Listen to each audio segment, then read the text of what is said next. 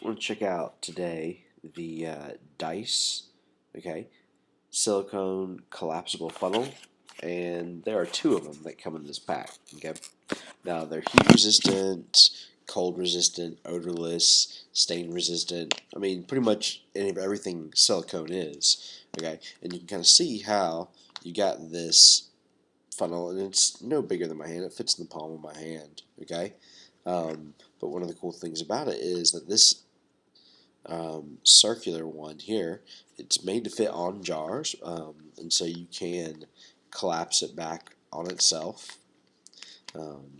Takes a little bit of working to get it back, but not too bad.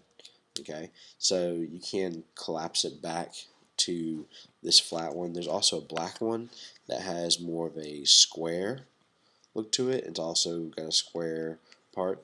Now, these are great for putting substances in beakers or graduated cylinders, this sort of things. If you work with science at all, these little funnels are great for that. However, I'm not sure how they would work with some of the chemicals that we'd use, but for sure in the kitchen, these are some great little funnels, and they easily collapse to get out of your way. You can put them in your silverware drawer.